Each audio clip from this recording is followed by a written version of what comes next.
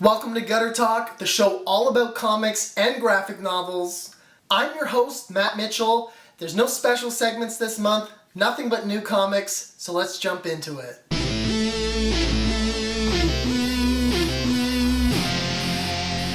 First up, I read DC vs. Vampires number 7. In this issue, we find out what the surviving Wonder Twin, Jaina, has been up to all this time. She's been out there kicking butt, taking care of 211 vampires. I love that she's been keeping tally. And we learn that because the vampires have blotted out the sun, Kryptonians such as Supergirl don't have their powers. So that kind of begs the question, does Superman not have his powers and his only abilities are that he's a vampire now? Which is almost a plot hole because they're trying to bring the sun back, which they think would give them advantage of having Supergirl, but then wouldn't the vampires have a powerful Superman on their side? So you just can't think about that too much. This issue also does reference some of the events in All Out War number 1, so you probably should read that first. It doesn't matter too much. It's kind of weird that this came out before All Out War if it's going to reference the events that happened in a comic that hasn't come out yet. But let's just move on to that issue then. DC vs. Vampires, All Out War number 1. The interior art in this issue is nothing but black and white with red highlights, which is a distinct style from the main series. We see that Deathstroke is leading a mission trying to resurrect the Batman using Lazarus pits. And they're semi-successful technically, but in doing so they compromise the security of their safe haven city, Nightbright.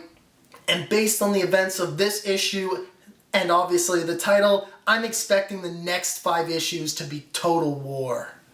Last from DC, we have Jurassic League number 3. Of course I'm going to continue reading this series. It's been great so far. We see the dinosaur versions of Flash and Green Lantern, in this case Green Torch, just being bros as you would expect, and Aquaman doesn't really care about the humans. He's more in it to save the fish, in particular Matilda, his dolphin who was punched in the face. Totally hilarious. But more importantly, we get more details on the Dark Embryo, what it is, and what it's up to. Next up, I read Twig number 3, and this issue kind of felt really quick to me. I don't think it was short on pages, it just moved super fast. There wasn't a lot story-wise. He's trapped and then escapes and is immediately back on track, acquiring these items he needs to fix this gem that he has to place. And then he encounters an ethical dilemma in acquiring one of these items, and that's where the issue leaves us. There was some great artwork in this beautiful world that Twig is set in, great landscapes and creatures and all of that, but story-wise, this issue didn't add a ton. Moving on to Marvel, we have Han Solo and Chewbacca number 4. This issue kicks off with 6 whole pages of nothing but Wookiee growls and onomatopoeias. And there's plenty more later in the issue during the Wookiee death duel. Han is rescued by Chewie, but it appears that they might have been betrayed. I think there's more going on than appears, so we'll have to wait until next issue to see what truly happened. And last for this month is Gwenverse number 4.